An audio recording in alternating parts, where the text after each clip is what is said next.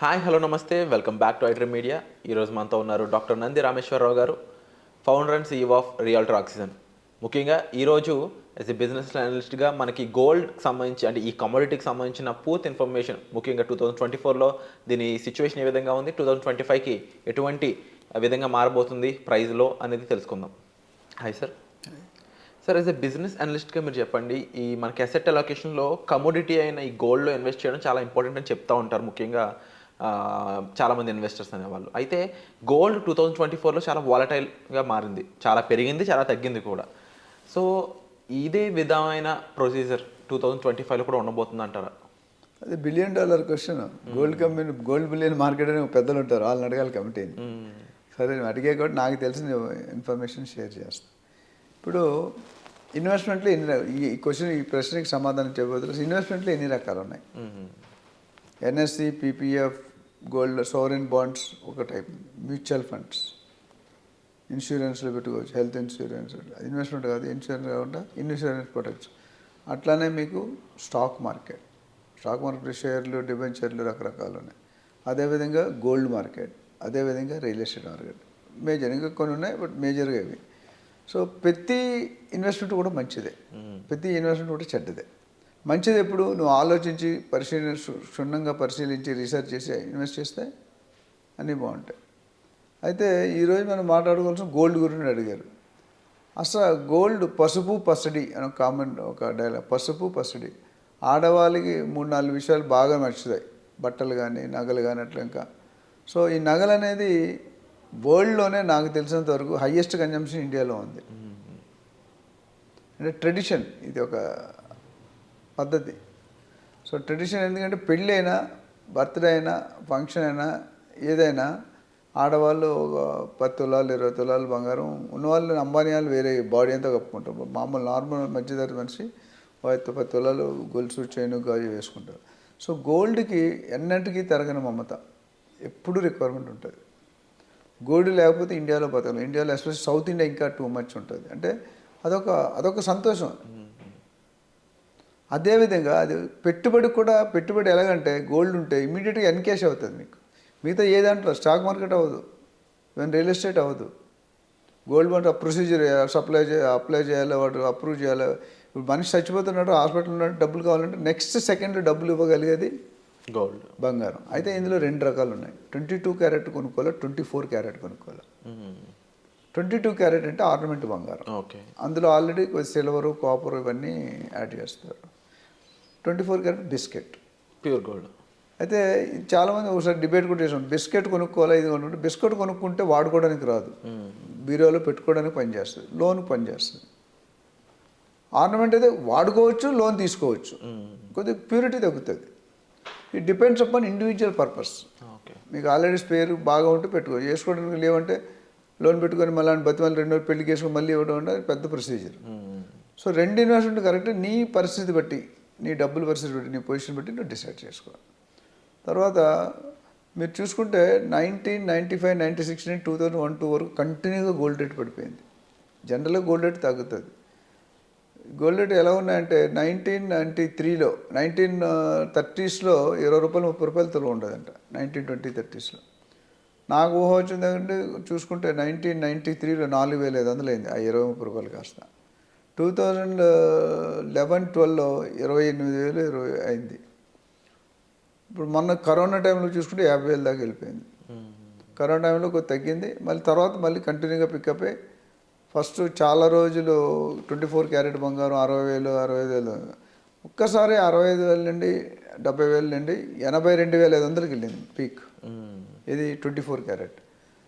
22 carrot ఒక 5-6 వేలు తక్కువ.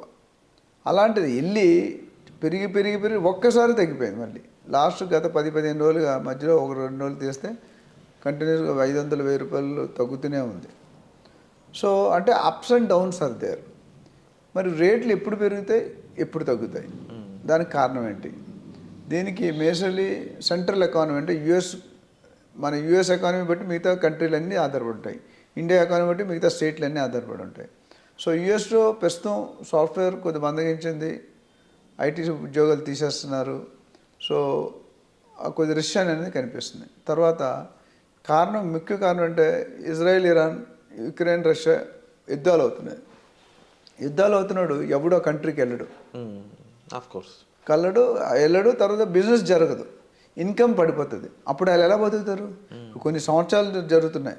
పాకిస్తాన్కి ఇండియా కూడా ఇప్పటికీ నెగోషియేషన్ అవుతూనే ఉంది. ఎవడు చంపేస్తుంది. ఇప్పుడు లైవ్లో చూస్తున్నాం. మన ఎవడో ఫ్లైట్కే షూట్ చేశాడు, 20 మంది చనిపోయారు. టార్గెటెడ్ ఒక కంట్రీ వాడు ఇంకో కంట్రీ టార్గెట్. అప్పుడేముంది, ఆ డబ్బులు ఇన్కమ్ లేనప్పుడు ప్రతి గవర్నమెంట్ కూడా సెంట్రల్ నిధులు ఉంటాయి, గోల్డ్ రిజర్వ్స్, సెంట్రల్ రిజర్వ్. ఆ నిధుల్ని విడుదల చేస్తారు. అంటే 1000 టన్నులు 2000 టన్నులు ఒకేసారి మార్కెట్లో వదులుతారు.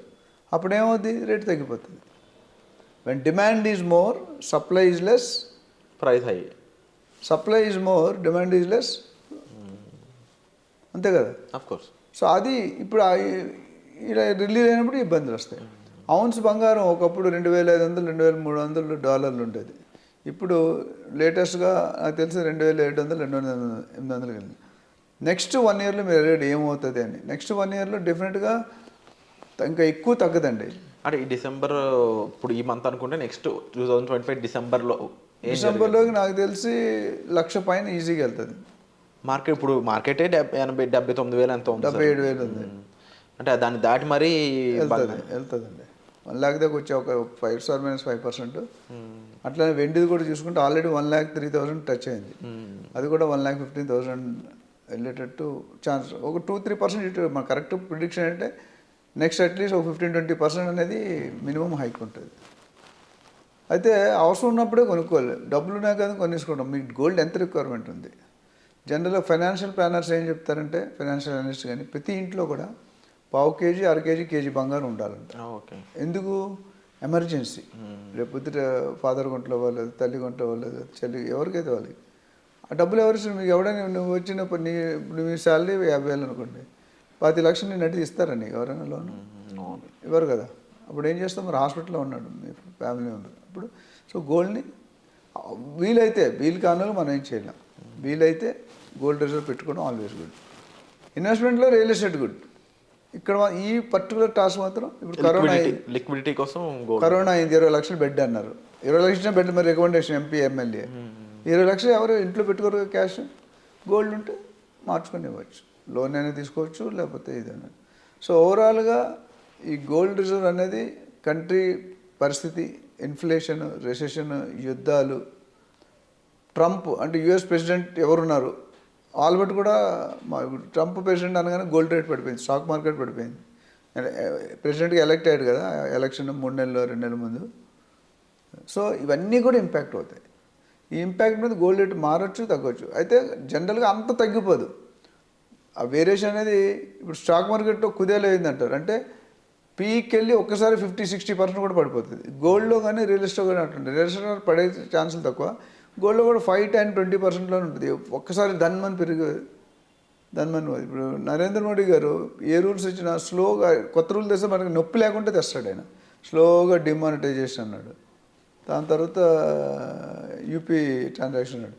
ఇంకా ఫ్యూచర్లో అన్నీ ఇప్పుడు బ్లాక్ అంతా వైట్ అయిపోయి, నువ్వు 10 రూపాయలు అడుక్కున్నాడు కూడా ఆ మొబైల్ నాకు స్కాన్ చేయండి అంటున్నాడు. సో మారుతుంటుంది. సో నరేంద్ర మోడీ గారు సడన్ షాక్ ఇవ్వడు, హార్ట్ అటాక్ షాక్ చేయడు. ఇంక్రిమెంటల్ గ్రోత్, స్లోగా నెమ్మదిగా లాగా తీసుకెళ్తాం. మీకు తెలియదు మీరు వెళ్తున్నట్టు, బట్ ఆటోమేటిక్గా ట్రాన్స్ఫార్మ్ అవుతూ ఉంటాం. తాను అనుకున్నదాన్ని చేస్తున్నాడు. సో గోల్డ్ అనేది it's good investment, but depends upon what you want and what you don't want. దాన్ని బట్టి చూసుకోవాలి. Wonderful sir. అండ్ హోప్ఫుల్లీ గోల్డ్పై ఎటువంటి విధంగా ఫ్యూచర్ ఉంటుంది అనేది విన్నారు కదా. అండ్ దీనికి సంబంధించి మీకు ఇంకా అప్డేట్స్ అలాంటివి కావాలనుకున్నట్లయితే కామెంట్ సెక్షన్లో తప్పకుండా మెన్షన్ చేయండి. డాక్టర్ నంది రామేశ్వరరావు గారితో మరిన్ని ఎపిసోడ్స్ దీనిపై చేయడానికి మాకు కూడా ఒక క్లారిటీ అనేది వస్తుంది. అండ్ తప్పకుండా మీకు దీనిపై ఎటువంటి డౌట్స్ ఉన్నా సరే, స్పెసిఫిక్గా ఇంకొంచెం గైడెన్స్ కావాలనుకున్నట్లయితే డిస్ప్లే అవుతున్న నెంబర్స్ కాల్ చేసి మీరు సార్తో డైరెక్ట్గా మాట్లాడవచ్చు. Thank you so much sir.